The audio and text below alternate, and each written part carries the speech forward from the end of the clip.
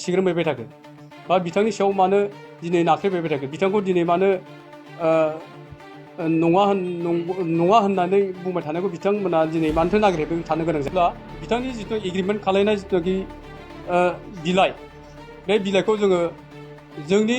बिटिआरनि बाराव थानाय गंफ्रोम बर' गामिनि न'खर न'खर जों बिथांमोननो रानना होनो हायो जोङो बै आफादफ्राव बिथांमोना गोरोन्थि मावनानै बै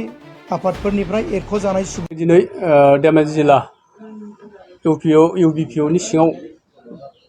थानाय इस्लाबतार आनसलिक इउपिएन जानानै जोङो दिनै माखासे प्रेस मिट होनो सानदों मानोना जोङो माखासे प्रेस मिटआव नुदों जोंना बे इउबिपिएफ होननाय मोनसे गोदान आफादा माने माखासे रावफोरखौ माखासे बाथ्राफोरखौ प्रेस मिटआव माने गाज्रि मेसेज रायजो राजानो होगासिनो दङ बेनिखायनो जों मोनसे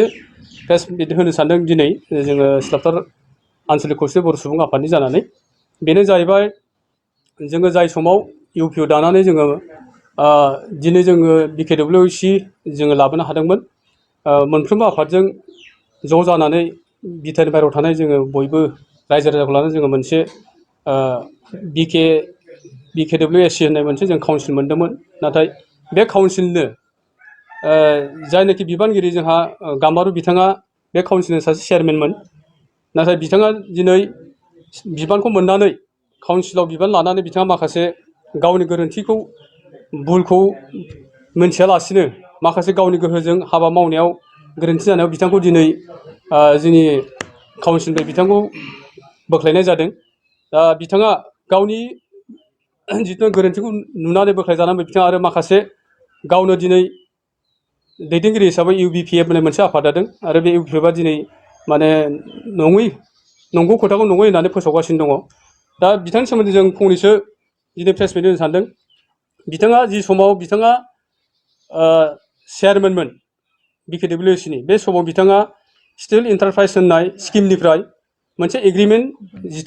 13 जुन 2022 मायथाइयाव बिथाङा काउन्सिलनि रावबो मोनथियालासिनो बिथाङा गाव हारसिङैनो 70,49,00,000 बिथाङा एग्रिमेन्ट खालायदोंमोन नाथाय जोंनि काउन्सिलाव बोसोराव जों 13,50,00,000 मोनफैयो नाथाय बिथाङा जे बबेनिफ्राय मा साननानै जे 70,49,00,000 बिथाङा एग्रिमेन्ट खालायखो बेखौ माने रावबो मोनथिया आफादफ्राबो मोनथिया आरो लोगोसे आरो नेक्स्ट आरो बिथाङा बिकेडब्लिउएसि भवन निउ दिल्लीयाव लुनो होननानै बिथाङा हारियानानिफ्राय अशोक कुमार KSCJB होननाय मोनसे कम्पानिनिफ्राय बिथाङा आरो 70 कौटि रां बिथाङा एग्रिमेन्ट खालायबावदों बे एग्रिमेन्ट खालायनाय जिथुनाखि बिथांनि रेकर्ड बिथाङा गावनि चेयारमेननि पेडआवनो बिथाङा बेखौ एग्रिमेन्ट खालायनाय जादों दा बेफोरनि जाहोननि थाखाय बिथांखौ दिनै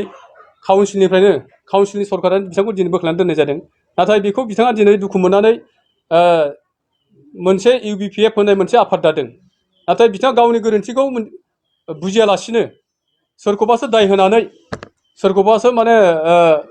थांखिनानै बिथाङा दिनै गोदान आफाद दानानै गाज्रि मेसेज होगासिनो दङ रायजो राजानि सिगाङाव नाथाय बियो जोबोद गोरोन्थि बिथांनि आरो भुल जादों बियो जाहाथे बेफोरबायदि गाज्रि मेसेज रायजोफोरनो फोसावनाया रायजोखौ गाज्रि खालायनो साननाय रायजो राजाखौ गाज्रि मेसेज होनाया बे जोंनि सासे गिदिर लिडार बा गिदिर दैदेनगिरिनि मोनसे हाबाफारि नङा बियो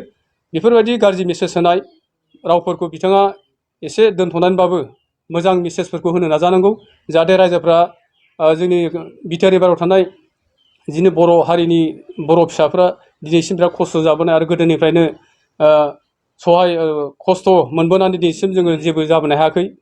बेफोरनि थाखाय बिथाङा एसे गावनो बुजिनांगौमोन नाथाय गावसिनि दैदेननायनि गेजेराव जेंना जेथो जानायाव सोरखौबा आरो रायजोखौ लाबावनानै बिथाङा आरो गोदान आफाद दानानै आरो रायजोफोरखौ दिनै आरो गोथौ हाखराव गाब्र' होननाय साननाया बिथांनि गोरोन्थि जागोन जाहाथे बिथाङा एसे गावनि गोदान आफादनि गाज्रि मेसेज होनायफोरखौ जाहाथे बिथाङा एसे मेसेज होनायनिफ्राय गोजानाव थायो जों आनसलिक हिसाबै बे दिनै बे प्रेस मिटखौ होनाय जाहैबाय इउबिपिएफ होननाय मोनसे गोदान आफादा दिनै गाम्बारु बिथांनि जिथुनाखि गोरोन्थि हाबा मावनाय बेखौ बिथांमोना नङा होननानै प्रेस मिटजों रायजोफोरनो नङा होननानै मेसेज होगासिनो दं नाथाय नङाब्ला दिनै जोंनि CM स्पेसियेलिस्ट भिजिलेन्सफ्रा बिथांखौ दिनै मानो बिथांखौ सिग्रोमबाय थाखो बा बिथांनि सायाव मानो दिनै नाख्रेबाय थाखो बिथांखौ दिनै मानो नङा होननानै बुंबाय थानायखौ बिथांमोना दिनै मानोथो नागिरबाय थानो गोनां जाखो बेयो निस्सय नंगौ नाथाय बिथांमोना दिनै गोदान आफाद दानानै बिथांमोना गाम्बारु जानानै बिथांमोना दिनै नाथाय नङा होनना फोरमायनो थादों सरकारा मोनथिनासो दिनै CMनि स्पेसियेल भिजिलेन्स बिथांमोना दिनै बिथांनाव सिग्रोमहैगासिनो दङ बेखौथ' जोङो नंगौ होननानै जोङो मोनथियो मिडियानि गेजेरजों बा प्रेसनि गेजेरजों नुगासिनो दङ आरो मोनथिगासिनो दङ नायोब्ला बिथांनि जिथु एग्रिमेन्ट खालामनाय जिथुनाखि बिलाइ बे बिलाइखौ जोङो जोंनि बिटिआरनि बाराव थानाय गंफ्रोम बर' गामिनि न'खर जों बिथांमोननो रानना होनो हायो जोङो सिलाफोथार दख'रा खौसेथि बर' सुबुं आफादनिफ्राय जों नोंथांमोननि मिडियानि गेजेरजों बेखौ फोरमायनो नागिरदों जे जाय गाम्बारु मुसाहारि बिथाङा UBPF होननाय आफाद दादों बे आफादा दिनै माखासे जोंनि धेमाजि जिल्लानि सिङावबो दख'रा आफाद दानायखौ जोङो मिडियानि गेजेरजों नुनो मोनदों बे आफादाव आन्चलिक आफादाव बा जिल्ला आफादाव जाय बिथांमोना दा बाहागो लादों बिथांमोना मोनसे आफाद दैदेननो हानाय मोनसे गोहो गैयाखौ जों नुदों मानो होनबा बिथांमोना जायफ्रा लिड लादों आन्चलिक आफादाव बिथांमोना फ्राय बबेबा मोनसे आफादाव गोदो सोमोन्दो दंमोन दा बै आफादफ्राव बिथांमोना गोरोन्थि मावनानै बै आफादफोरनिफ्राय एरख'जानाय सुबुंसो होननानै जों मिथिगौ बेनिखायनो नै दा बेफोरबायदि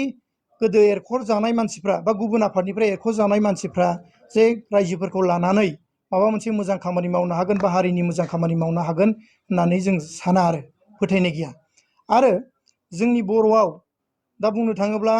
गोबां आफाद दङ जों बेखौ मिथिगौ आरो बे गोदानै आफाद जोनोम जानायनि खुनु गोनांथि गैलामोन दा जों बेखौ मिथिगौ दा बेहाय गोदानै जुदि बे आफाद दादोंब्ला रायजो राजाफोरखौ खस्थ' होनाय आरो गावसोरो रायजोफोरनि नंखाय फाला माबानायजों रायजोफोरखौ मोनसे गाज्रि लामायाव लांनो नागिरनायखौसो जों मोनदाङो दा बेहाय जों बुंगोन दे UBPF होननाया जोनोम जानांगौ मोनसे समाव गैयामोनखौ रायजोफ्रा मोनदांदोंमोन नाथाय बे UBPF होननाया जोनोम जानानै BTCनि बाहेराव जिनाखि काउन्सिल बर'फोरनि थामोन्थानि थाखाय रांखान्थि आरो थामोन्थानि थाखाय जि नांबोनानै BKWC लाबाय बिनिफ्राय रायजो राजाफ्रा मोनसे फोथायनाय फैबाय जे UBPF आफादा मोनसे गोनांथिमारमोन नाथाय दा जों जिथुनाखि काउन्सिल बा स्टेटहुड नागिरबाय थादोंमोन स्टेटहुड नागिरखांनायनि उनाव जोङो मोनिलाय BKWC मोनबाय BKWC उनाव जोंनो दा माबा मोनसे नांगौ होननानै बा माबा मोनसे आफादा जोनोम जानानै माबा मोनसे काउन्सिल नागिरबावनांगौ दं होननानै आं सानाखै आरोखि दा बेहाय जाय बिथांमोना बिबान लानानै दा बे खामानिखौ मावनो नागिरदों बा हारिनि मावगोन होननानै बिथांमोना समायखिरा लादों नाथाय बियो खेंसालियै बिथांमोना राजखान्थि खालामनोसो बिथांमोना फैदों आरोखि जों बेखौ मोनदाङो जुदि राजखान्थि खालामनोब्ला थोंजोङै बिथांमोना राजखान्थि दोलो दानाया गाहाम बेयाव मोनसे आफादखौ जाथिखौ फाननानै आफाद दानाया खिन्थु हामाखै मोजां जायाखै बियो हारिखौ मोनसे बदनामसो लाबोगोन होननानै जों सानो आरो जाय मानसिया मोनसे आफादनिफ्राय एबा काउन्सिलनिफ्राय एरख'जानाय बियो दि मोजाङै मावनो हागोन बे गाम्बारु बिथाङा दि मोजां मावनो हागोन बेखौ होननानै हागोनखौ जों सानाखै आरो गाव गावनि देहाखौ गोग्गो आरो गोख्रों खालामनो गोसो गुदुं लाइमोन एबा सुबुंफोरनि थाखाय मोजां खौरां क'क्राझार सोहोरनि खोदोमथलायाव लानानै फैदों फिट सिटी मुंनि मोनसे जिम सेन्टार सोरांस्रि नार्जारिनि गोदानै बेखेवजानाय फिट सिटी मुंनि जिम सेन्टाराव फैनानै नोंथाङा नोंथांनि देहाखौ गोग्गो आरो गोख्रों खालामना लादो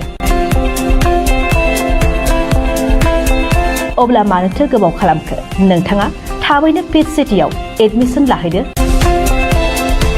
आबुंसिनै मिन्थिनो थाखाय 7896710934 नङाब्ला 9706677961 मबाइल नाम्बाराव कल खालामनो हागोन